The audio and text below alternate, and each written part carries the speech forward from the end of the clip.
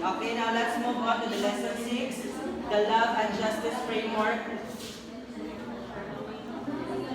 Okay, now please everyone read our intended learning outcomes. Articulate what love and justice mean. Explain how taxation can serve as an instrument of social justice and welfare. Okay, thank you so much now. So, our topic is all about love and justice framework. So, there are three concepts of love in Greek. So, it's agape or charity, erotic or passionate sexual encounter, and philia or affection between friends. So now, we will focus sa agape or charity. Now, please read everyone what is the meaning of agape. Agape is the love principle preached by Jesus Christ. Okay, so agape, it is love you preach, originated from God. Everyone, please listen. Okay?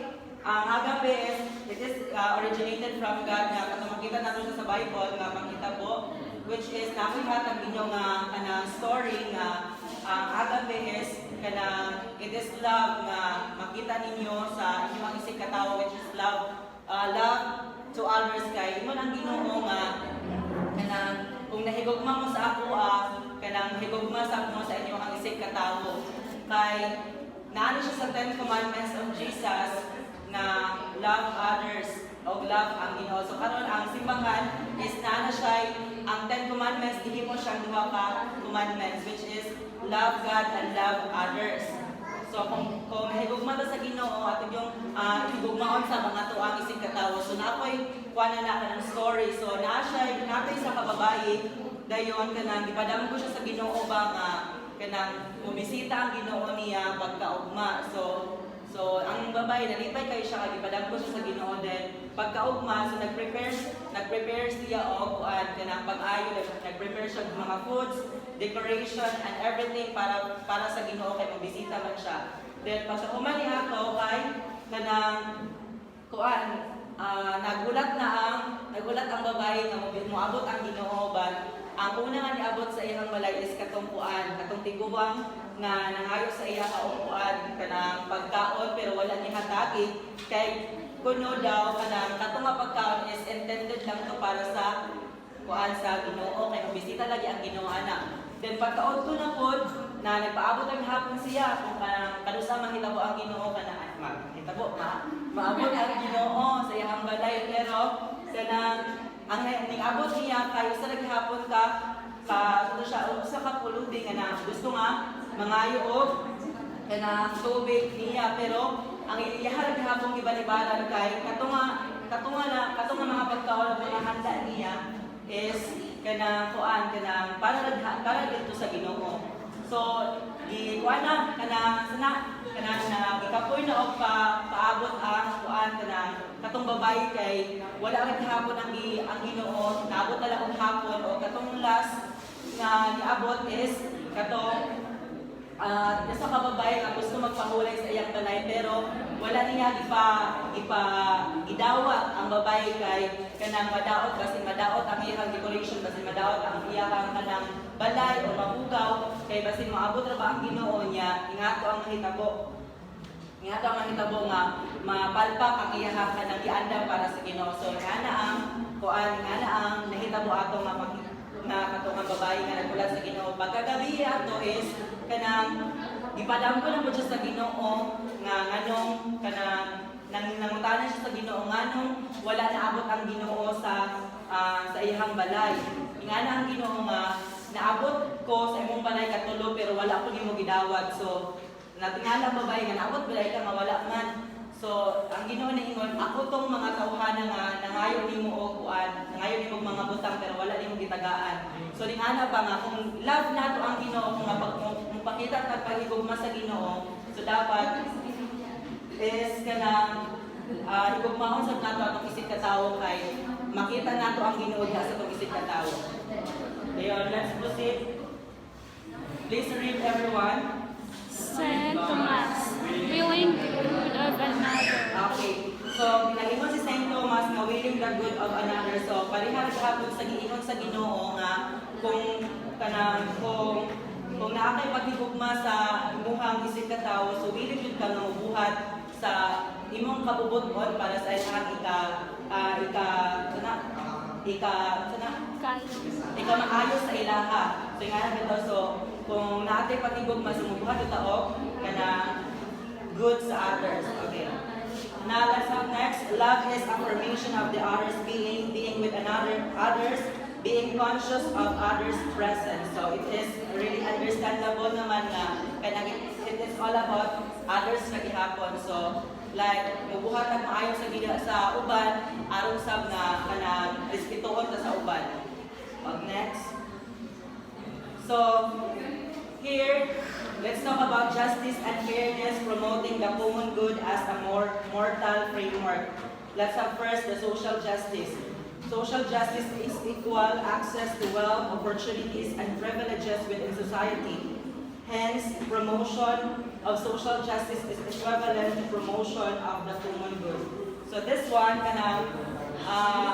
sa society, we are equal and we are provided sa ato ang ikinahanglan. So, social justice, so equal ta, not equal access to wealth. So, for example, i-provide na taog eskwelahan, public school, road, o kanang mga faculties nga within mag-cater sa kanang agriculture nga nasa sa munisipyo. So, kanang provided na tatanan sa ato ang sa society nga ato ikinahanglan. So, mao na siya ang social justice, which is equal access to wealth, opportunities, and privileges within the society.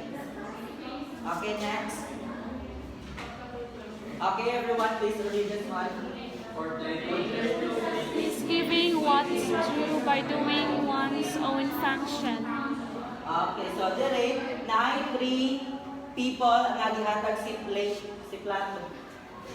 Si ako na is craftsman, soldier, and guidance. Ang kani craftsman is kanang nagkuha na siya temperate. So meaning kanang kung walay temperate ako sa craftsman, so gusto siya mamahimong soldier. Nga with it nga gusto siya nga magdumala sa mga tao. So kung ang soldier sa dili siya magpinarong sa iyang pagka-soldier, like kanang upatay siya sa building nga supang sa balaod sa ato ang government, then kanang luoy kay ang mga tao kay pagpatyon sila nga kanang walay kalaban-laban kay ang soldier. When we say soldier, so naa siya position, naa siya gun na mupatay sa mga tao. So walay love na present dito. Okay, the next, ang katong soldier, di ba? So, ang soldiers have, like police, kanang, in case nga ang police nga mag-guard sa mga tao, mutabang sa mga tao sa ilang panginahanglan, in terms of kanang mga crimes, pero, kung walay temperate ang police, so mamahimo nga ang police, dili siya mangilabot sa mga crimes, o maanan siya mo suroy-suroy siya para mangita or mo-collect og tongs sa mga tao. The next is guidance. So ang guidance is kanang something siya nga nagkuhan siya sa government, naglihok siya sa government, na siya na kung position sa government. Pero kay tungod sa nasilaw siya sa kwarta, kung wala siya temperate, nasilaw siya sa kwarta, diha na mo gawas or mo appear ang graft and corruption nga luoy kaayo ang mga tawo mo'y mag-suffer og ayo. Okay? Now I have a question unsa ganitong tulo ka klase sa mga tawo nga gikuan ni Plato? Sige, Jenny. Wala. Unsa tong tulo ka tawo?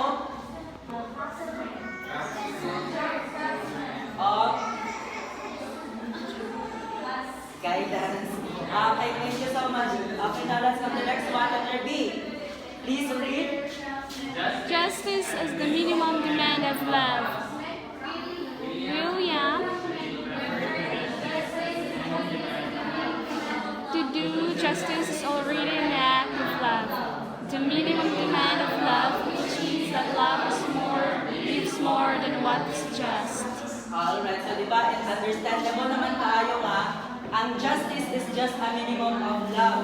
So meaning, ang love is the maximum one. So siya yung ang pinakataas kay, diba naana siya sa discussion ni what no ba ito nga, fruit of of the Spirit nga naa na tong dito ang love. So di ba ang love mo yung pinaka-highest kayo. So kung naa kay love, katong tanan nga nasunod sa love is mabuhat na dayon to kung naa ang love. Kaya ang love is the most powerful one. Kaya di ba naa ang love tungod sa love is nagpakamatyan ta sa Ginoo sa cross. O tungod sa love is ipadala sa God the Father ang iyahang anak para nga mutubos nato sa atong mga sala. O para to, daghang salamat.